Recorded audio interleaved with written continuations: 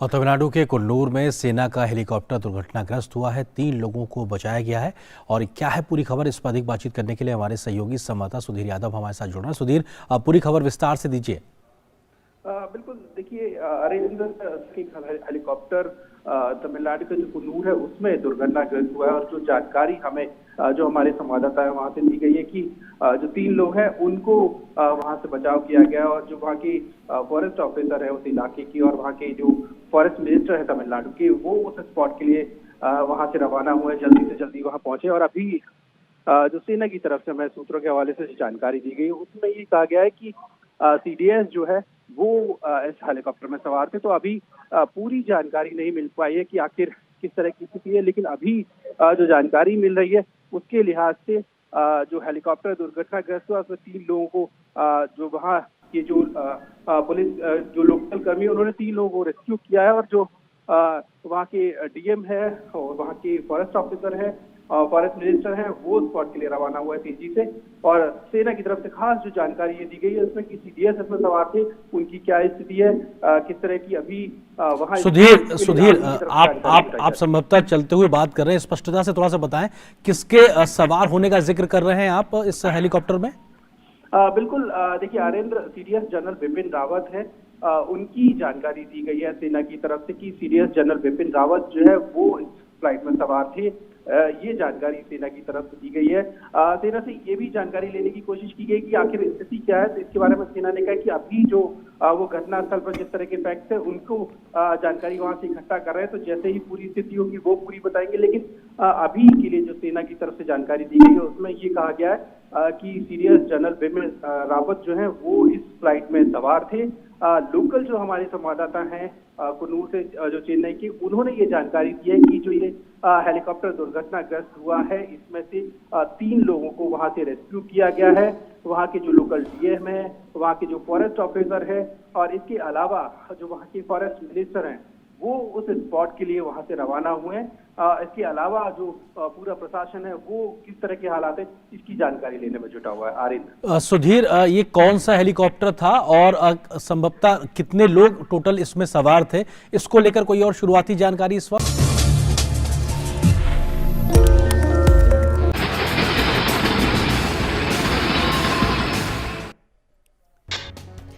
राष्ट्रपति रामनाथ कोविंद के महाराष्ट्र दौरे का आज तीसरा दिन। राष्ट्रपति आज मुंबई में 22वें मिसाइल वेसल स्क्वाड्रन को प्रदान करेंगे राष्ट्रपति ध्वज। डाक विभाग से स्मारक टिकट भी करेंगे जारी।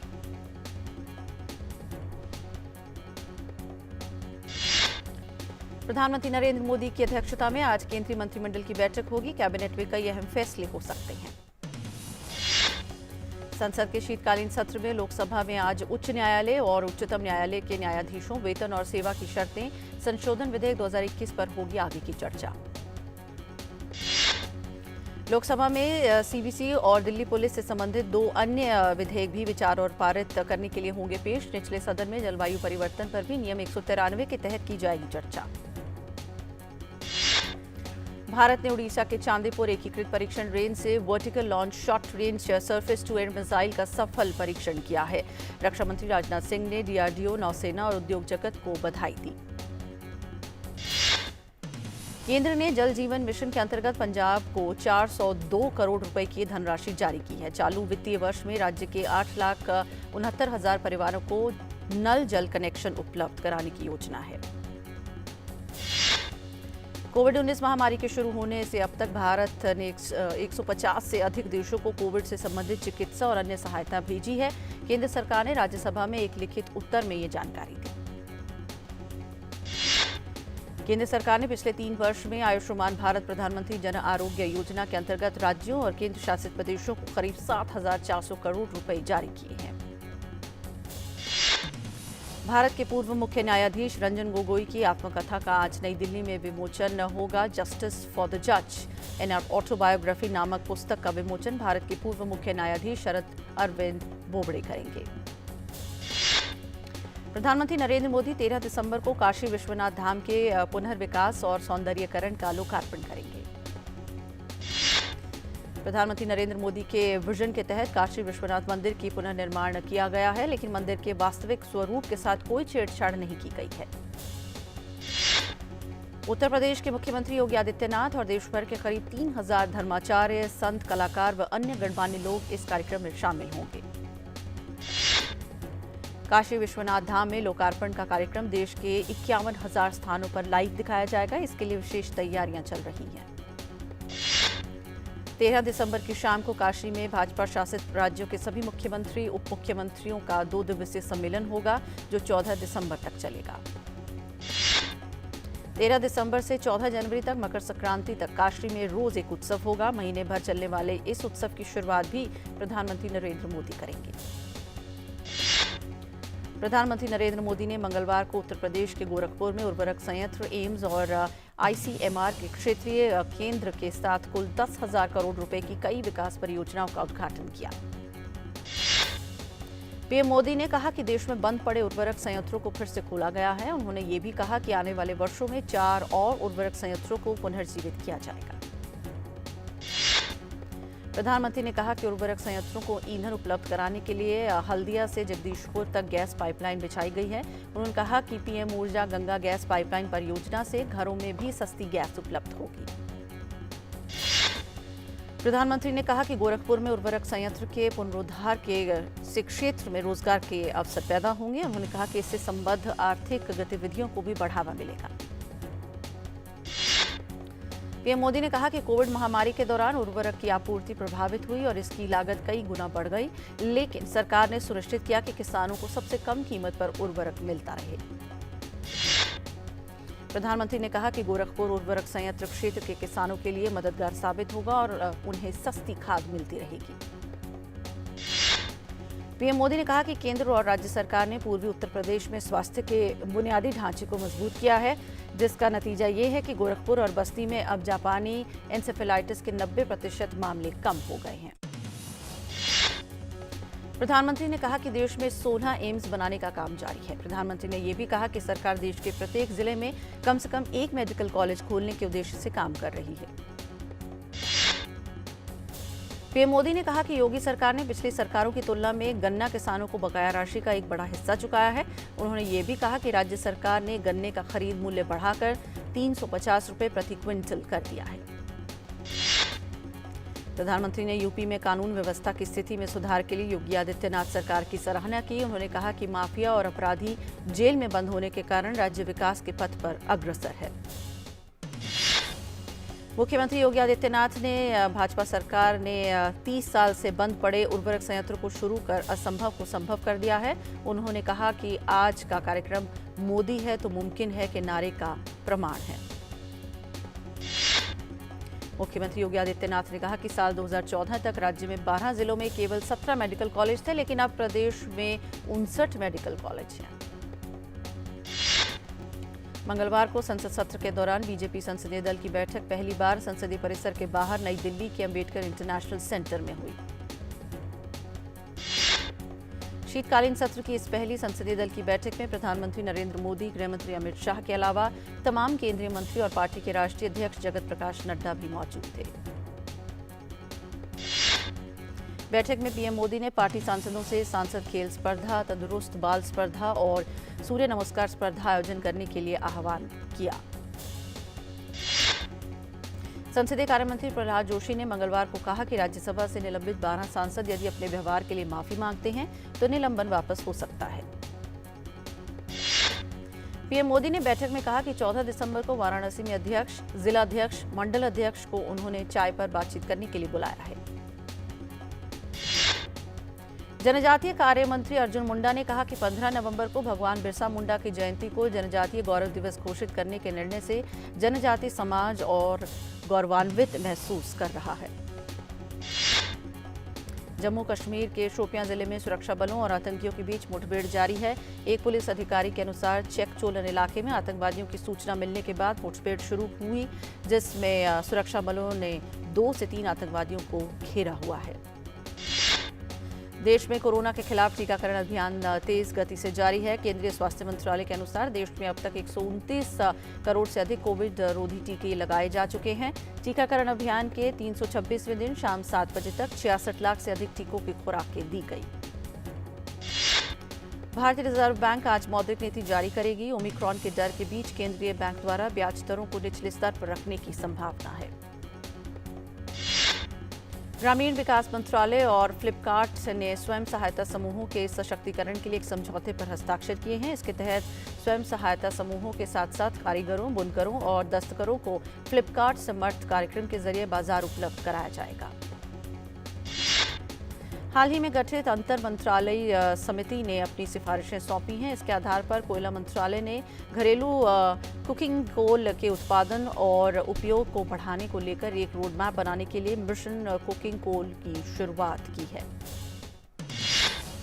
भारत के स्थायी मिशन ने नई दिल्ली स्थित व्यापार एवं निवेश कानून केंद्र तथा जिनेवा स्थित centre for trade and economic integration of the graduate institute के साथ त्रिपक्षीय समझौता ज्ञापन पर हस्ताक्षर किए।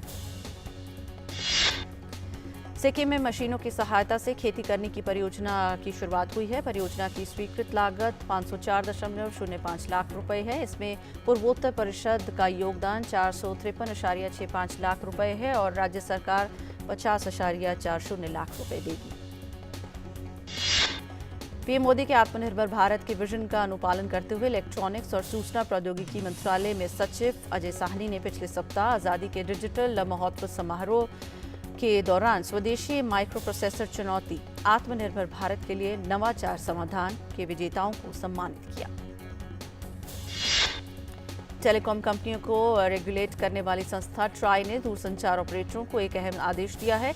इसके तहत सभी मोबाइल ग्राहकों के लिए नंबर पोर्टेबिलिटी को लेकर एसएमएस सुविधा तत्काल प्रभाव से लागू करने को कहा गया है।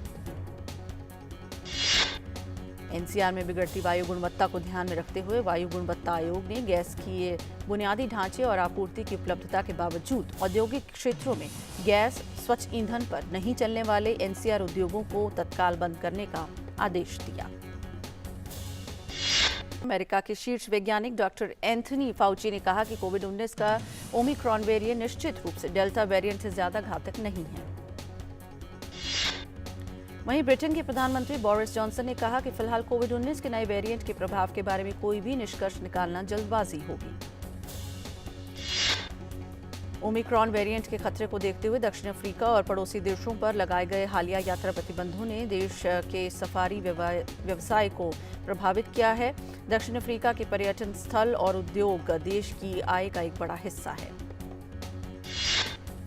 दुनिया भर के देशों की कोरोना महामारी के खिलाफ जंग अभी भी जारी है। दुनिया भर में कोरोना के अब तक 26 करोड़ 73 लाख से ज्यादा मामले सामने आ चुके हैं और 52,85,000 से ज्यादा लोगों की मौत हो चुकी है।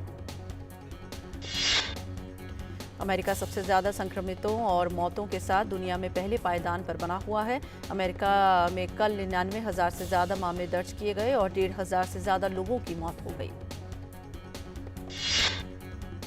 विश्व स्वास्थ्य संगठन ने बच्चों में कोविड-19 के बढ़ते मामलों पर चिंता जताई है। WHO ने कहा कि यूरोप में 5 से 14 आयु वर्ग के बच्चों में कोरोना संक्रमण की दर सबसे ज्यादा पाई गई है। स्वीडन सरकार ने कोविड के बढ़ते मामलों को देखते हुए फिर से कोरोना प्रतिबंधों को लागू करने का फैसला किया है। सोशल डिस्टेंसिंग और सार्वजनिक परिवहन में यात्रा के दौरान मास्क अनिवार्य किया। वहीं पोलैंड ने भी कोरोना के फैलने पर रोक लगाने के लिए नए उपायों की घोषणा की है। देश के उप स्वास्थ्य मंत्री ने कहा कि 15 दिसंबर से नए कोरोना प्रतिबंध लागू किए जाएंगे। मेक्सिको के राष्ट्रपति मैनुएल लोपेज ओब्रेडोर ने कोविड-19 वैक्सीन की बूस्टर डोज ले ली है। देश में 60 वर्ष से अधिक आयु के लोगों के लिए बूस्टर डोज शुरू की गई है। व्हाइट हाउस ने कहा है कि अमेरिकी राष्ट्रपति जो बाइडेन और रूस के राष्ट्रपति व्लादिमीर पुतिन के बीच मंगलवार को वर्चुअल बैठक हुई। व्हाइट हाउस ने दोनों नेताओं के बीच हुई बैठक की एक तस्वीर जारी की है। वर्चुअल बैठक के दौरान अमेरिकी राष्ट्रपति जो बाइडेन ने रूस के राष्ट्रपति व्लादिमीर पुतिन को चेतावनी दी कि अगर रूस यूक्रेन पर हमला करता है तो उसे एक मजबूत आर्थिक प्रतिबंधों का सामना करना होगा। अमेरिका के बाद अब ऑस्ट्रेलिया ने भी बीजिंग में होने वाले विंटर ओलंपिक्स का बहिष्कार करने की घोषणा कर दी है। पीएम स्कॉट मॉरिसन ने कहा कि ऑस्ट्रेलियाई सरकार चीन में कोई आधिकारिक प्रतिनिधि नहीं भेजेगी। नासा ने अपने अगले मिशन के लिए 10 नए अंतरिक्ष यात्रियों का चयन किया है। इसमें भारतीय मूल के अंतरिक्ष यात्री डॉक्टर अनिल मेनन का नाम भी शामिल है, जिन्हें मिशन से पहले 2 सालों की कड़ी ट्रेनिंग दी जाएगी। फ्रांस में सऊदी अरब के एक पूर्व शाही गार्ड को गिरफ्तार किया गया है। ऐसी आशंका जताई जा रही है कि वह 2018 में पत्रकार जमाल खशोगी की हत्या में शामिल था। पत्रकार जमाल खशोगी की हत्या के बाद तुर्की ने कुल 26 वांटेड लोगों की एक ऐसी सूची जारी की थी। गिरफ्तार किया गया पूर्व शाही गार्ड खालिद भी इन्हीं में से एक है। इराक के दक्षिणी हिस्से में बसरा शहर में मंगलवार को एक कार में बम विस्फोट हुआ। इस विस्फोट में कम से कम 7 लोगों की मौत हो गई। हवाई में 3 दिनों से हो रही भारी बारिश के कारण बाढ़ आ गई है। कई स्थानों पर भूस्खलन की चेतावनी जारी की गई है। सोमवार की रात राहत और बचाव कार्यों के दौरान ओहू के पाली हाईवे के पास 5 लोगों को बचाया गया। बुरुंडी के उपराष्ट्रपति ने कहा कि राजधानी गितेगा की मुख्य जेल में मंगलवार को आग लगने से कम 38 कैदियों की मौत हो गई और दर्जनों घायल हो गए। जापान के फुकुशिमा प्रांत में मध्यम श्रेणी के भूकंप के झटके महसूस किए गए। भूकंप की तीव्रता रिक्टर पैमाने पर 5.0 मापी गई। पेरू में एक भूमिगत मकबरे से 1200 साल पुरानी रहस्यमय ममी मिली है। इस ममी का पूरा शरीर रस्सियों से बंधा हुआ है। इसे काजामार्केला पुरातात्विक स्थल से खुदाई में निकाला गया है। ऐतिहासिक एशेज सीरीज के 72वें सीजन की आज से शुरुआत। ब्रिस्बेन में इंग्लैंड ने टॉस जीत बल्लेबाजी का लिया फैसला। ब्रिस्बेन में इंग्लैंड की टीम 1986-87 के बाद से अब तक नहीं जीत पाई है कोई टेस्ट मैच।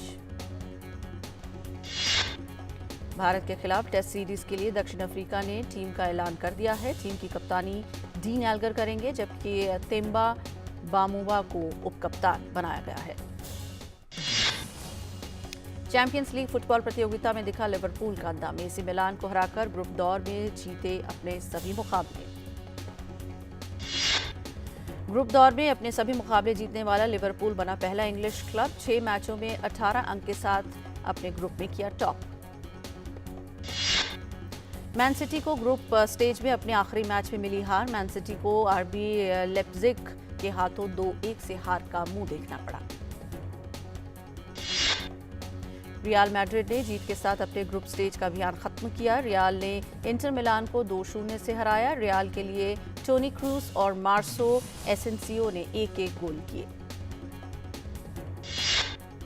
एटलेटिको मैड्रिड का भी शानदार प्रदर्शन जारी रहा। एटलेटिको ने पोर्तो की टीम को 3-1 से हराया। एटलेटिको के लिए एंटोने ग्रिजमैन, एंजल कोरिया और रॉड्रिगो डी पॉल ने गोल किए।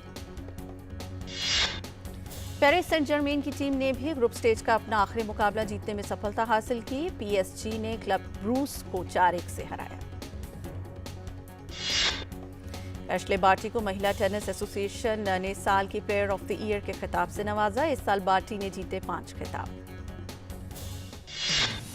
ब्रिटेन की नंबर 1 और दुनिया की 19वें नंबर की खिलाड़ी एमा रेडाकानू को महिला टेनिस एसोसिएशन ने साल की सर्वश्रेष्ठ नवोदित खिलाड़ी के पुरस्कार से नवाजा है।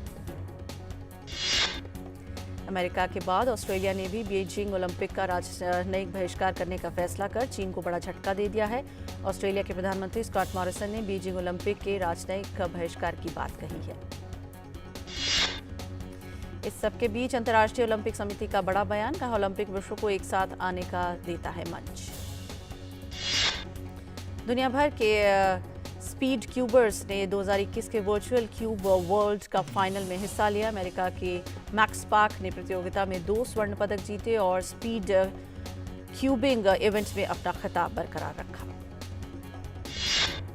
महिला वर्ग में फ्रांस की सेबेस्टियन ने स्वर्ण जीता। ये प्रतियोगिता का चौथा साल है। इस बार 50 से ज्यादा देशों के 6000 प्रतिभागियों ने हिस्सा लिया। रॉनी स्क्रूवाला की आरएसवीपी प्रोडक्शन ने अपनी आने वाली फिल्म तेजस की घोषणा की है। इस फिल्म में कंगना रनौत ने वायुसेना की पायलट तेजस गिल की भूमिका निभाई है। ये फिल्म सिनेमाघरों में अगले साल अक्टूबर में रिलीज होगी। साउथ सुपरस्टार अल्लू अर्जुन की most awaited film Pushpa the rise का हिंदी ट्रेलर सामने आ चुका है।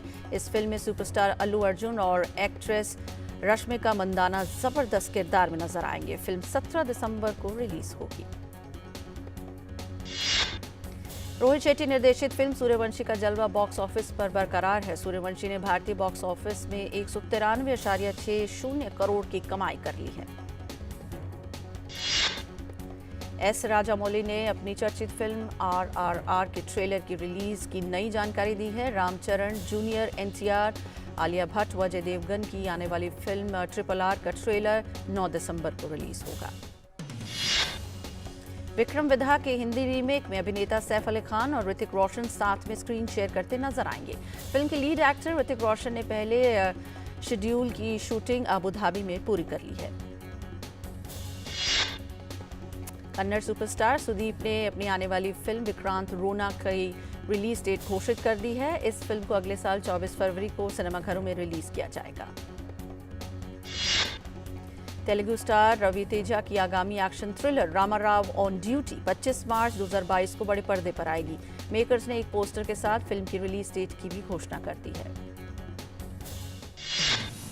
टी सीरीज 20 करोड़ से ज्यादा सब्सक्राइबर्स तक पहुंचने वाला भारत का पहला यूट्यूबर चैनल बन गया है। टी सीरीज ने सभी 200 मिलियन का आंकड़ा पार कर लिया है। अमिताभ बच्चन, शाहरुख खान, ऋतिक रोशन, काजोल और करीना कपूर स्टारर फिल्म कभी खुशी कभी गम को 14 दिसंबर को 20 साल पूरे होने वाले हैं। इसको लेकर फिल्म निर्देशक करण जौहर खासे उत्साहित हैं। उन्होंने फिल्म के एक सीन का छोटा सा वीडियो साझा करते हुए अपने दिल की बात फैंस के सामने रखी। फिल्म KGF चैप्टर 2 का दर्शकों को बेसब्री से इंतजार है। फिल्म KGF चैप्टर 2 में साउथ के सुपरस्टार यश लीड रोल में होंगे, जबकि संजय दत्त फिल्म में विलेन का किरदार निभाते नजर आएंगे। मंगलवार को संजय दत्त ने फिल्म के सेट पर वापसी करते हुए सेट से कुछ तस्वीरें फैंस के साथ साझा की। इन दिनों अपनी शादी को लेकर चर्चा में चल रहे फिल्म अभिनेता विक्की कौशल और कैटरीना कैफ परिवार के संग जयपुर पहुंच चुके हैं। सूत्रों के अनुसार मेहंदी सेरेमनी के साथ विक्की कैट की शादी की रस्में शुरू हो चुकी हैं। बीते जमाने की मशहूर अदाकारा शर्मिला टैगोर का जन्मदिन है। उन्होंने महज 13 साल की उम्र में सत्यजीत रे की बंगाली फिल्म ऑपो संसार से बतौर अभिनेत्री अपने करियर की शुरुआत की थी। इसके बाद उन्होंने हिंदी और बंगाली की कई फिल्मों में शानदार अभिनय किया, जिसमें कश्मीर की कली, आराधना, अमर प्रेम, छोटी बहू, मन, विरुद्ध जैसी फिल्में शामिल हैं। बॉलीवुड के ही मैन कहे जाने वाले अभिनेता धर्मेंद्र आज अपना 86वां जन्मदिन मना रहे हैं। पहली बार उन्हें साल 1960 में फिल्म दिल भी तेरा हम भी तेरे में अभिनय करने का मौका मिला। फिल्मों में उनके सफल योगदान के लिए उन्हें साल 1997 में फिल्म फेयर का लाइफ टाइम अचीवमेंट और 2012 में पद्म भूषण पुरस्कार से सम्मानित किया गया था।